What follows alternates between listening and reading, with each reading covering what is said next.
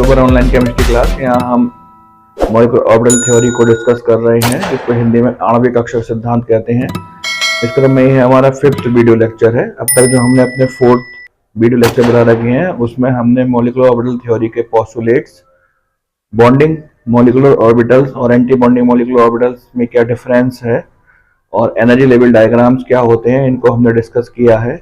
इस video lecture देखने से पहले आप हमारे चारों वीडियो लेक्चर अवश्य देख लीजिएगा, जिसमें हमारा 4th वीडियो लेक्चर बहुत ही इंपॉर्टेंट वीडियो लेक्चर है, जिसमें कि हमने एनर्जी लेवल डायग्राम बनाना सिखाया है।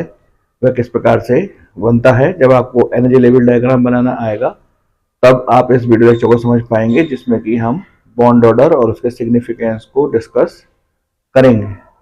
एनर्जी लेवल डायग्राम को आपको एक बार फिर से रिवाइज करा देते हैं। जैसे कि आप सामने ग्रीन बोर्ड पर देख रहे हैं, इस लाइन के लेफ्ट हैंड साइड में और राइट हैंड साइड में ये बॉन्डिंग ऑर्बिटल्स हैं। जब ये ओवरलैप करती हैं तो ये बीच में मॉलिक्यूलर ऑर्बिटल्स बनती हैं। ये दो प्रकार की होती हैं, बॉन्डिंग मॉलिक्यूलर ऑर्बिटल्स और एंटी बॉन्डिंग मॉलिक्यूलर ऑर्बिटल्स। जब 1s में कॉम्बिनेशन होगा तो ये वाली जो है ये बॉन्डिंग मॉलिक्यूलर ऑर्बिटल्स है और ये वाली एंटी बॉन्डिंग मॉलिक्यूलर ऑर्बिटल्स। इसी प्रकार से 2s में ओवरलैपिंग हो रहा है, बॉन्डिंग मॉलिक्यूलर ऑर्बिटल्स और anti bonding molecular orbitals. 2px 2py 2pz में जब ओवरलैप होते हैं तो ये वाली आप इनको ध्यान से देखिएगा, ये वाली जो है ये बॉन्डिंग मॉलिक्यूलर ऑर्बिटल्स कहलाएंगी तीनों, जबकि ये वाली जो है वो एंटी बॉन्डिंग मॉलिक्यूलर ऑर्बिटल्स कहलाएंगी। इनको हम सिग्मा 1s बोलेंगे, इनको sigma star 1s, sigma 2s, sigma star 2s, पाई 2px बराबर पाई 2py, sigma 2pz, pi star 2px बराबर pi star 2py, sigma star 2pz। जिन पर स्टार लग रहा है वह एंटी बॉन्डिंग मॉलिक्यूलर ऑर्बिटल्स हैं, और जो बिना स्टार वाली हैं सिग्मा पाई वह बॉन्डिंग मॉलिक्यूलर ऑर्बिटल्स हैं। तो जब आप बॉन्ड ऑर्डर निकालेंगे तो इसको ध्यान रखेंगे, जो बॉन्ड ऑर्डर का जो फॉर्मूला होता है, बॉन्ड ऑर्डर बराबर half N B minus N A. यहां पर जो एन बी है number of electron in bonding molecular orbital,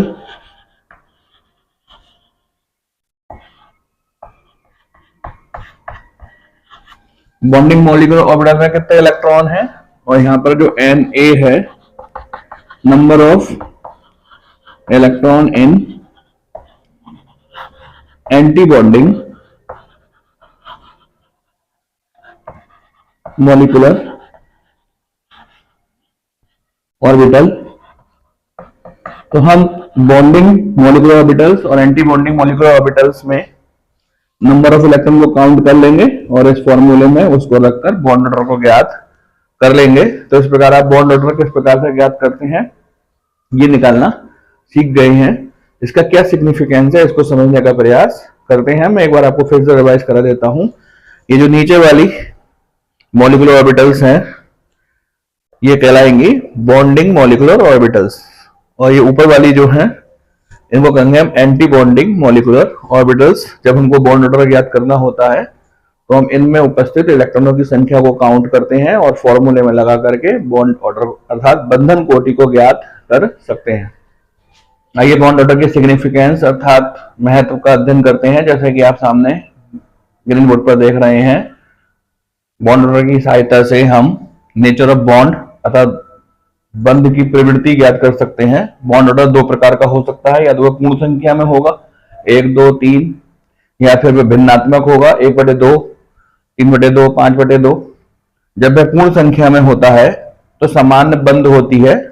जैसे कि यदि बॉन्ड ऑर्डर 1 निकल करके आता है तो एटम्स के बीच सिंगल बॉन्ड बनेगी। इसी प्रकार से बॉन्ड ऑर्डर 2 निकल करके आता है तो एटम्स के बीच डबल बॉन्ड होगी, जिसमें एक सिग्मा बॉन्ड होगी और एक पाई बॉन्ड होगी। इसी प्रकार से बॉन्ड ऑर्डर 3 निकल के आता है तो ट्रिपल बॉन्ड होगी, और ट्रिपल बॉन्ड में आप जानते हैं एक सिग्मा बॉन्ड होती है और 2 पाई बॉन्ड होती है। इसी प्रकार से यदि बॉन्ड ऑर्डर भिन्नात्मक रूप में निकल करके आता है 1/2, 3/2, 5/2, तो इस प्रकार की बॉन्ड विषम इलेक्ट्रॉन बंध के रूप में होगी, जिसको ऑड इलेक्ट्रॉन बॉन्ड बोलते हैं, अर्थात बनने वाली बॉन्ड या तो 3 इलेक्ट्रॉनों से बनेगी, अर्थात बनने वाली बॉन्ड या तो 1 इलेक्ट्रॉन से बनेगी या 3 इलेक्ट्रॉनों से बनेगी या फिर 5 इलेक्ट्रॉनों से बनेगी। तो आमतौर से जो बॉन्ड बनती है वो एक एक इलेक्ट्रॉनों की शेयरिंग से सिंगल बॉन्ड बनती है, दो दो इलेक्ट्रॉनों की शेयरिंग से डबल बॉन्ड बनती है और तीन तीन इलेक्ट्रॉनों की शेयरिंग से ट्रिपल बॉन्ड बनती है। जो विषम इलेक्ट्रॉन बंद होती है उसमें बॉन्ड जो बनती है, एक एटम से एक इलेक्ट्रॉन आता है और दूसरे एटम से 2 इलेक्ट्रॉन आते हैं। इस प्रकार से विषम इलेक्ट्रॉन बंद अर्थात 3 इलेक्ट्रॉनों से बंद बनती है। तो हम बॉन्ड ऑर्डर की सहायता से नेचर ऑफ बॉन्ड ज्ञात कर सकते हैं। आइए बॉन्ड ऑर्डर की अगली सिग्निफिकेंस या महत्व की स्टडी करते हैं। जैसे कि आप सामने ग्रीन बोर्ड पर देख रहे हैं, यदि किसी मॉलिक्यूल में नंबर ऑफ बॉन्डिंग इलेक्ट्रॉन ज्यादा हो और number of anti bonding electron कम हो तो हम कह सकते हैं कि वह मॉलिक्यूल स्टेबल होगा, क्योंकि उसकी बॉन्ड ऑर्डर पॉजिटिव आएगी। इसी प्रकार से नंबर ऑफ बॉन्डिंग इलेक्ट्रॉन और number of anti bonding electron यदि बराबर होते हैं तो ऐसा मॉलिक्यूल पॉसिबल नहीं होगा, उसका एग्जिस्टेंस नहीं होगी, क्योंकि उसकी बॉन्ड ऑर्डर 0 होगी। इसी प्रकार से नंबर ऑफ बॉन्डिंग इलेक्ट्रॉन कम हो और number of anti bonding electron ज्यादा हो तो ऐसा मॉलिक्यूल भी एग्जिस्ट नहीं करेगा, क्योंकि उसकी बॉन्ड ऑर्डर नेगेटिव होगी। आइए अब इनका तुलनात्मक अध्ययन करते हैं। रिलेटिव स्टेबिलिटी, यदि किसी मॉलिक्यूल की बॉन्ड ऑर्डर 3 होती है, जैसे हमने यहाँ पे ए बी मॉलिक्यूल की बॉन्ड ऑर्डर 3 लिखा है और पी क्यू बॉन्ड मॉलिक्यूल की बॉन्ड ऑर्डर हमने 2 लिखा है, तो चूंकि ए बी मॉलिक्यूल की बॉन्ड ऑर्डर अधिक है तो हम कह सकते हैं कि A B molecule P Q molecule की तुलना में अधिक स्टेबल होगा। हम रिलेटिव स्टेबिलिटी ऑफ मॉलिक्यूल को हम बॉन्ड ऑर्डर की सहायता से ज्ञात कर सकते हैं। आइए नेक्स्ट सिग्निफिकेंस की स्टडी करते हैं। जैसे कि आप सामने देख सकते हैं, बॉन्ड ऑर्डर की सहायता से हम मॉलिक्यूल की बॉन्ड लेंथ को ज्ञात कर सकते हैं।